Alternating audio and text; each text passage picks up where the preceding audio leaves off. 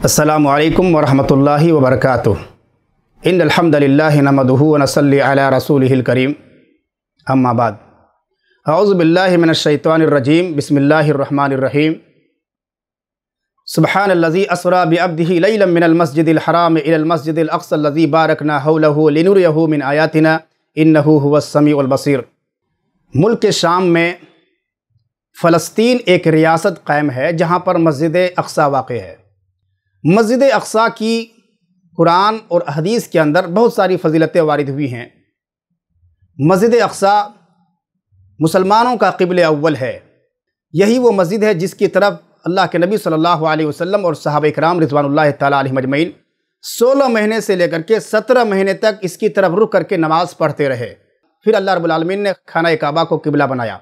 अल्लाह रब्बुल आलमीन ने कुरान करीम सूरह बक़रा सूरत नंबर 2 आयत नंबर 143 के अंदर बयान फरमाया है, वमा जअलनल क़िबलतल्लती कुन्त अलैहा इल्ला लिनअलम मन यत्तबिउर रसूल मिम्मन यनक़लिब अला अक़ीबैहि व इन कानत लकबीरतन इल्ला अलल्लज़ीना हदल्लाह वमा कानल्लाहु लियुज़ीअ ईमानकुम इन्नल्लाहा बिन्नासि लरऊफ़ुर रहीम। जिस क़िबला पर तुम पहले थे हमने उसे सिर्फ इसलिए मुक़र्रर किया ताकि हम जान लें कि कौन रसूल का सच्चा ताबेदार है और कौन है जो अपनी एड़ियों के बल पलट जाता है।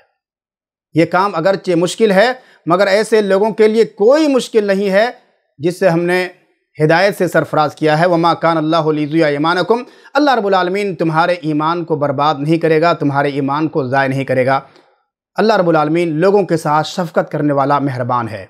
तो मस्जिद अक़सा मुसलमानों का क़िबले अव्वल है और इस दुनिया के अंदर दूसरी मस्जिद है जो अल्लाह ताला की, और इस दुनिया के अंदर दूसरी मस्जिद है जो अल्लाह ताला की इबादत के लिए बनाई गई है।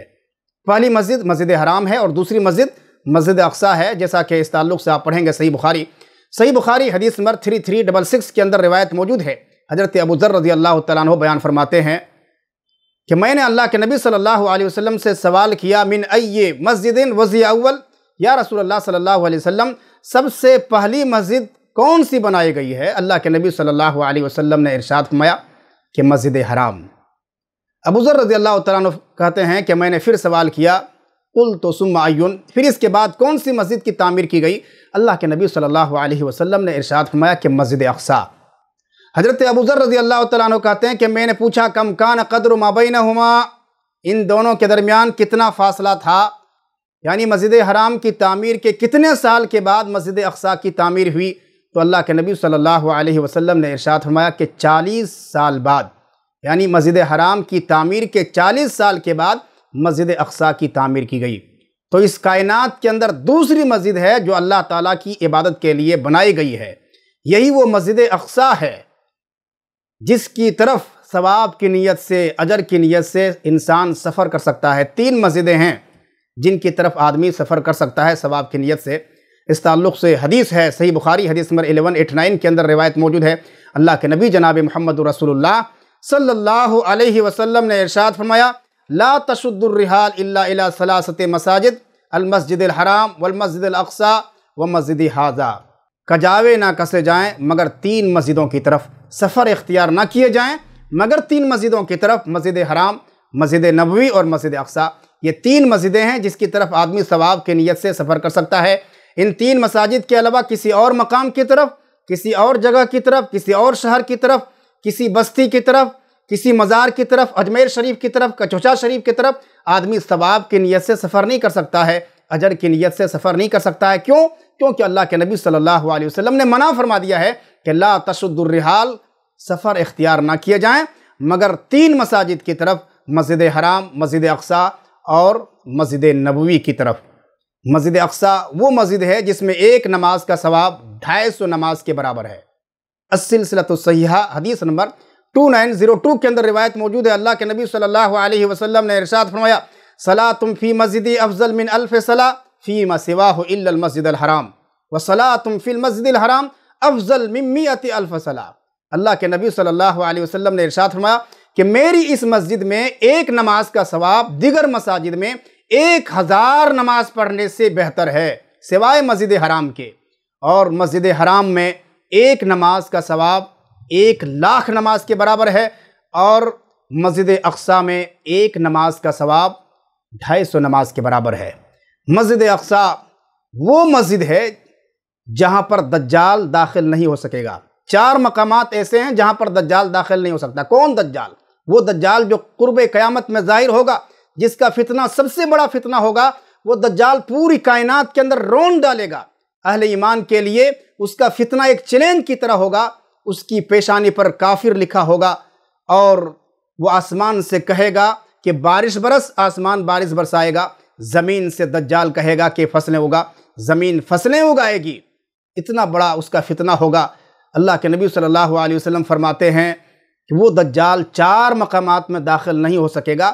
مسند احمد حدیث نمبر 23,683 کے اندر روایت موجود ہے۔ اللہ کے نبی صلی اللہ علیہ وسلم فرماتے ہیں لا یاتی 4 مساجد فذکر المسجد الحرام والمسجد الاقصی والطور والمدینہ۔ اللہ کے نبی صلی اللہ علیہ وسلم نے ارشاد فرمایا کہ 4 مقامات میں دجال داخل نہیں ہو سکے گا۔ مسجد حرام میں دجال داخل نہیں ہو سکے گا، مسجد اقصی میں دجال داخل نہیں ہو سکے گا، اور طور پہاڑ میں دجال چڑھ نہیں سکے گا، اور مدینہ کے اندر دجال داخل نہیں ہو سکے گا۔ یہ 4 مقامات ہیں جہاں پر دجال داخل نہیں ہو سکتا۔ ان 4 مقامات میں سے ایک مقام مسجد اقصی ہے۔ یہی وہ مسجد اقصی ہے جہاں سے اللہ رب العالمین نے اپنے نبی جناب محمد الرسول اللہ صلی اللہ علیہ وسلم کو آسمان پر سفر کے لیے بلایا تھا۔ آپ پڑھیے قرآن کریم سورۃ الاسراء سورۃ نمبر 17 آیت نمبر 1 کے اندر اللہ رب العالمین نے بیان فرمایا ہے سبحان الذی اسری بعبدہ لیلا من المسجد الحرام الی المسجد الاقصی الذی بارکنا حولہ لنریہ من آیاتنا انہ هو السمیع البصیر۔ بابرکت ہے وہ ذات جو اپنے نبی جناب محمد رسول اللہ صلی اللہ علیہ وسلم کو راتوں رات مسجد حرام سے مسجد اقصی لے کر کے آئے، جس کے ارد گرد ہم نے بہت ساری برکتیں رکھی ہیں لِنُرِيَهُ مِنْ آیاتنا، تاکہ ہم انہیں اپنی قدرت کے بعض نمونے دکھلائیں، اپنی نشانیاں انہیں دکھلائیں۔ اللہ رب العالمین سننے والا اور دیکھنے والا ہے۔ تو یہی وہ مسجد اقصی ہے جہاں پر ہزاروں انبیاء اکرام کی پیشانیاں نبی اکرم جناب محمد رسول اللہ صلی اللہ علیہ وسلم کی تکبیر کی آواز پر جھکی ہیں۔ لیکن افسوس کی بات ہے کہ آج یہی مسجد اقصی غیروں کے نرغے میں ہے، اسرائیلیوں کے نرغے میں ہے، اور آج مسجد اقصی کے محافظین پر مختلف قسم کے ظلم ستم ڈھائے جاتے ہیں، عورتوں اور بچوں کو ظلم ستم کا نشانہ بنایا جاتا ہے، اور ظلم ستم کی نئی نئی داستانیں رقم کی جاتی ہیں۔ اللہ تعالیٰ سے دعا کرنا چاہیے کہ اللہ تعالیٰ مسجد اقصی کی بازیافت کے لیے کوئی سبیل اور کوئی راستہ نکال دے۔ آمین۔ وصلی اللہ علی نبینا محمد وآلہ وصحبہ اجمعین۔